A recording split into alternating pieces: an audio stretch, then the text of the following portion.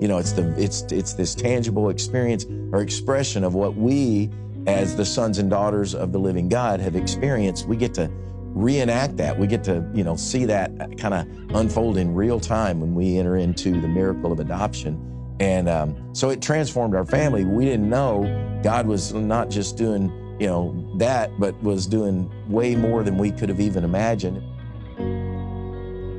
Something else that we have in common is that we are both adoptive fathers. Yep.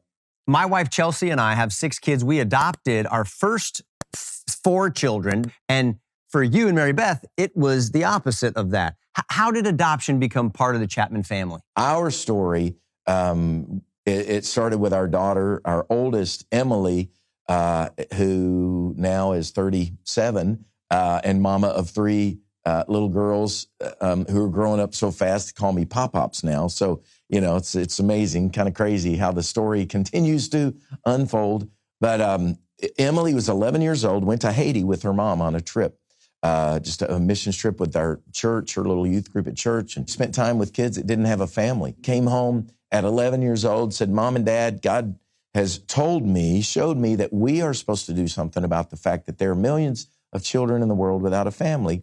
Who need a home, and look at our home, look at my room. I could share my room with 2 or 3 others, so I think God has told me we're supposed to adopt. And as the story would unfold for us, that we would eventually, probably within 2 or 3 years from her starting that prayer campaign for our family. And boy, you want to talk about learning how God, takes young men and women to speak into our lives, our own kids, sometimes in profound ways, out of the mouths of babes. God would really transform our family incredibly. First, through our adoption of Shoei in China. We'd go to China in March of 2000, the year 2000, and meet our daughter, Shohana, that we'd bring home, and thought that was it. Man, we thought, gosh, this is it. It's transformed our family. This is what a picture of the gospel. I mean, all those things that you know and have experienced. There's nothing. I think it's John Piper that says it's the visible gospel, adoption. It's this tangible experience or expression of what we, as the sons and daughters of the living God, have experienced. We get to reenact that. We get to, see that kind of unfold in real time when we enter into the miracle of adoption.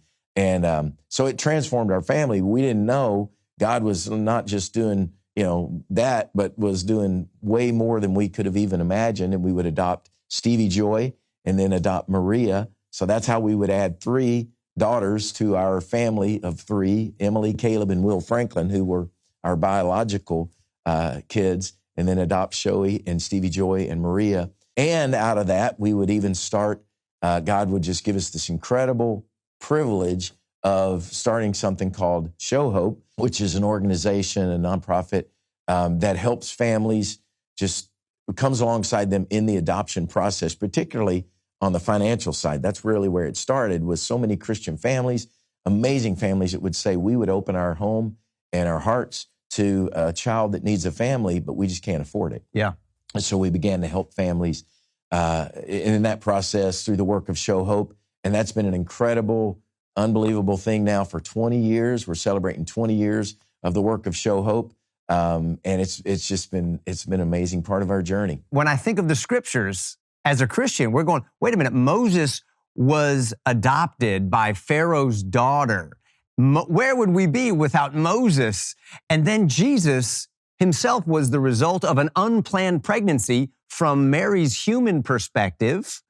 And then he's adopted by Joseph as his father, who raises him as his son. And then we get adopted into God's family. We're not his natural born children, but when we're born again by the Spirit of God, we enter into this royal family. So, man, adoption is so cool. My wife is also an adopted child. So when I think of the blessing that has come into my life from adoption, my wife, our 4 adopted children, we have our 2 natural born children, Olivia and James. And so my whole family exists because of the beauty of adoption. I'm so glad you guys have poured into Show Hope. How in the world do you find time to do all of that when you've got a career, you've got kids, you've got grandkids? Does your family help with that? Isn't your daughter running the thing now? Our dream at the beginning was to help. We've started out, with just people that said, man, we would love to adopt if we could just afford it. My wife and I, she'd come home and say, all right, I'm writing them a check and we're going to help them because we got to help, as many families as we can. What if we could help 100 families? Maybe if I tell the story, do TV interviews, sing about it from stage, maybe there are others that would come help us help those families. Our big dream was 100 families. Well, as God would do more than we could ask or imagine, which is what he's always up to if we just have eyes to see it and heart to receive it. We've now celebrating 20 years, over 80, I think it's about 8,600, almost approaching 9,000 families now and children that we've been able to kind of be a part of that miracle, which is just, represented way more than we could have imagined. Show Hope has grown, and over the years, these last years, to not only do that work, but really pour into families. And you would know this, and you being in the adoption, communities that you are, we like to say adoption is gloriously hard. There is a part of it, the realities of children that have, trauma from just the being abandoned and institutionalized and all those things that come with, what we have learned. There's medical issues there, emotional issues. There are needs that go outside of even the scope of maybe just raising, children that are biologically yours. And how do we address those? How do we equip these families? We just gotta listen and get in the river and dive in, to where it is he's taken us and meet these families and these kids. And so that's been a part of what Show Hope has done. And so it's grown in ways, again, that we never even knew in the beginning were needs that would be realized. And so in the process, Emily goes off to Baylor University, our daughter, and gets her education, then goes to Belfast, Northern Ireland with her new husband. They get married and they go to Ireland for her to do some continued studies, Bible school there, ends up getting her master's in theology, comes back home with our granddaughter, and then eventually moves into a role at Show Hope, the very thing that started with her prayers. This is the way God, we make our plans, God directs our paths, and she ends up coming back and for a season became the executive director of Show Hope. But God has raised up this incredible staff and these people. Our daughter-in-law, actually, our whole family's woven into it. And so we've all kind of been woven in to the story and just continuing to tell the story any way we can. Stephen, for families who might be listening to us right now, wondering, how can I find one of these children who need to be adopted? And how do I find the financial assistance that I need? The process seems to be challenging. The policies in place don't seem to be in favor of parents with willing hearts adopting these kids.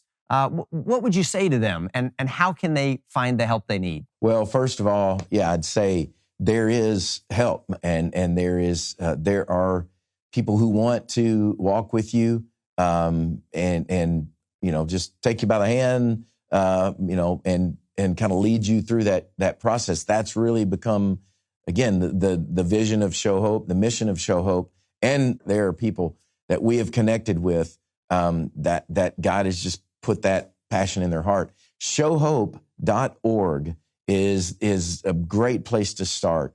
That's our website. We have a website called howtoadopt.org, and it's just all one big word, howtoadopt.org.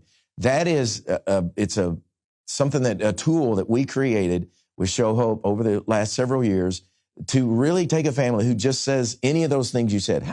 Where do we even start? How do we know if an agency is reputable? And really, because sadly, as with everything, where there's good, there's darkness and there's an enemy trying to infiltrate. And so, there are practices. How do we know that, these are the best practices? This is an agency with integrity. How do, all of those things. And so we have really made it part of our mission to say, how can we equip families in those ways? How can we help take them by the hand and say, we'll give you information, no pressure, no expectation, but we just want to give you the information that you're looking for. And from what we've learned, the people that we've connected with, man, again, I love you guys. Thank you and Chelsea, man, for all that you are doing and continue to do to make people aware of this. Stephen, awesome to be with you. Thank you, brother, for taking time to be with us. God bless you.